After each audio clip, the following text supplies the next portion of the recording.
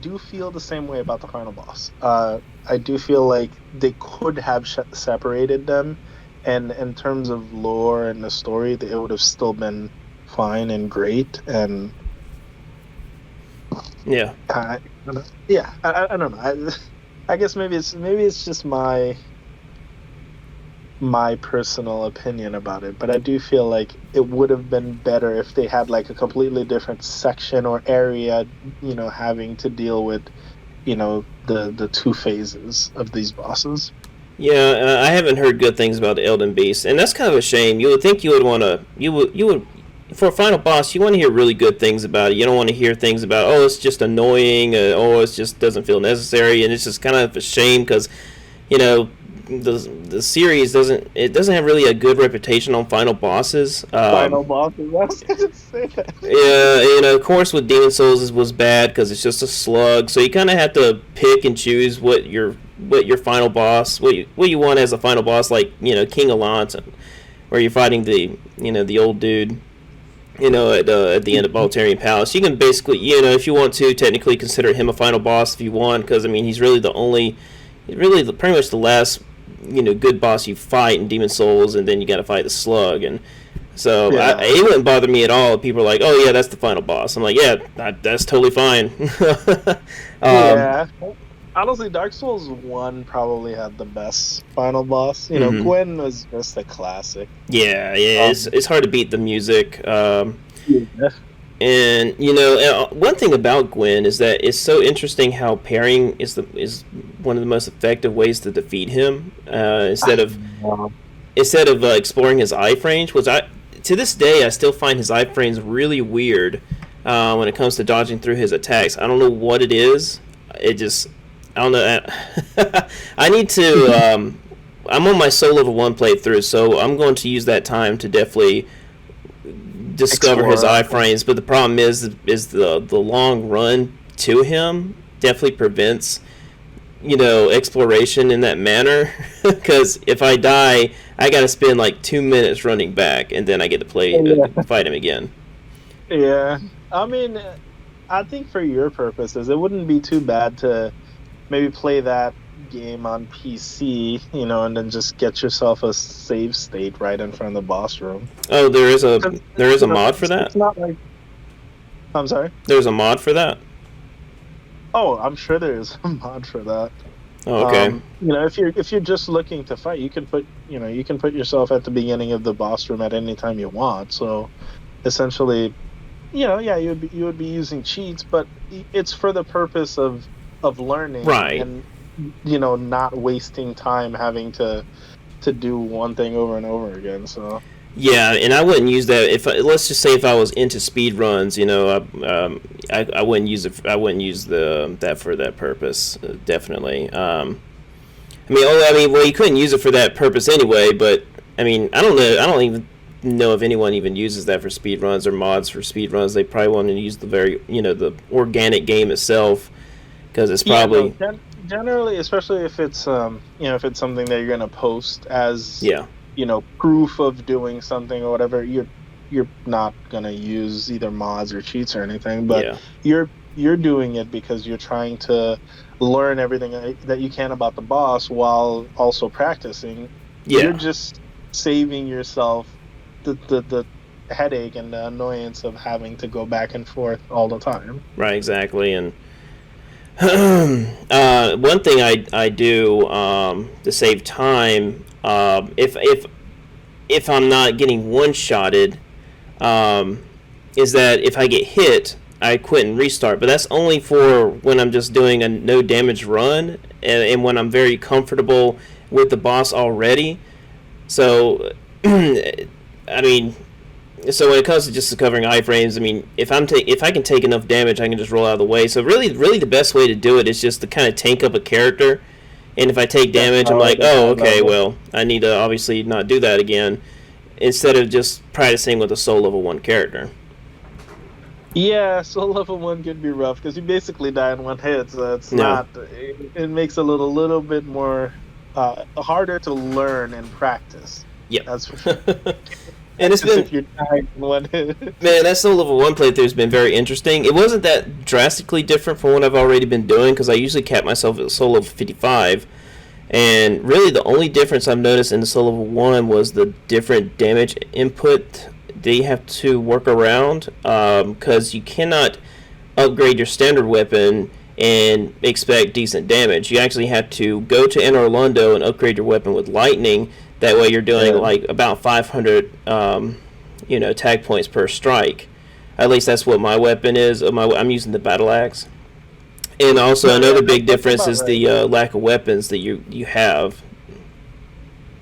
Well, in Dark Souls 1, when I did my first Soul Level 1 playthrough, I ended up using the flame, the flame hand. I forgot what it's named. The pyromancy hand. Yeah.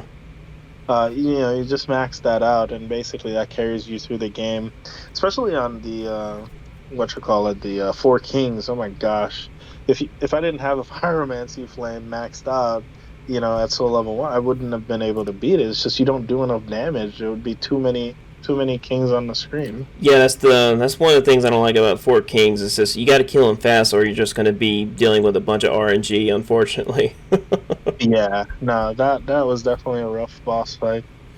But I heard that pyromancy is definitely a very popular thing to use for Soul Level 1. I'm just very stubborn, and I'm like, I want to just use a battle axe with lightning infused. Yeah, no, I definitely get that. I wasn't going for a challenge run. Oh, okay. Well, I mean, technically Soul Level 1 is a challenge run, but I wasn't really trying to limit myself like that, I guess. Mm-hmm. I sort of just wanted to do it. I've done every Souls game Soul Level 1 so far, except for Elden Ring. I haven't finished Elden Ring Soul Level 1 yet. But it's actually not that bad, believe it or not, Soul Level 1 Elden Ring. Yeah, because you have so many tools at your disposal. I was actually for maybe a few bosses I was at level 1. I think only because I didn't have the ability to level up, so I just, for the first few bosses I recorded for, I was actually ruin level 1, and so that was really cool, because I think I was even level 1 for the Watchdog, the Farum Watchdog, the creepy looking boss, the one that looks like a cat but it's called a Watchdog. I know which one's the one in the catacomb. I remember that one. Yeah, that boss is almost really cool. I mean, almost really good. I mean, it is a cool boss, but I think the moveset definitely could have been a lot better. But the moveset messes with me because he looks like he's slow, but then the attack comes out instantly. It's like you got a lot of delayed attacks in Elden Ring in general. Yeah, that messed me. But what's your favorite boss in Elden Ring right now? It's kind of tough. I have a few favorite bosses. It's hard to pick between them. I know you weren't a fan of Malekith, but I did really like the Malekith boss fight. But that's probably because of my build when I was fighting it. Okay. I was a dragon for the most part. I was using a lot of dragon moves, and it just felt like, I was dragon versus wolf. I don't know. It kind of worked out. It was kind of fun.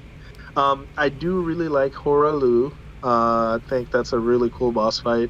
I really like Moog when you fight him in the Mogwen Palace. Mm-hmm.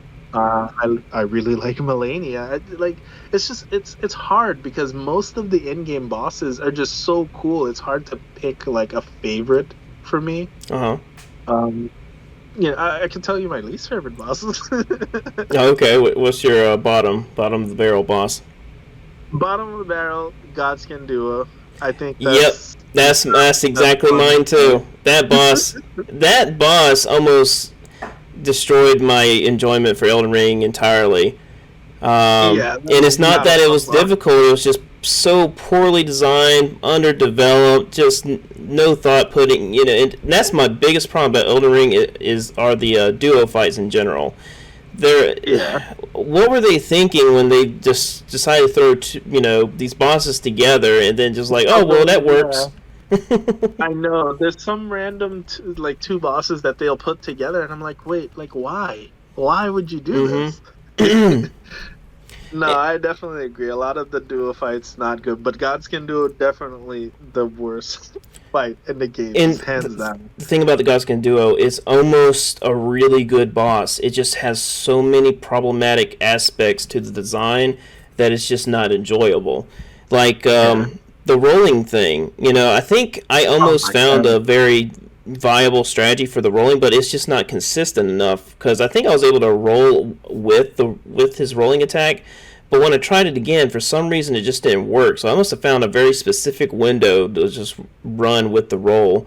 But the problem with that is, if you're doing that, you might just get hit by the little orb The thing that other the other one. Godskin throws at you. Yeah, exactly. I wasn't a fan of that.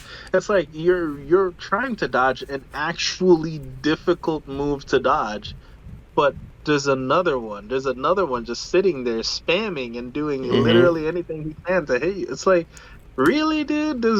Come on. And I've watched level one videos on YouTube, and they're like 10 minutes long.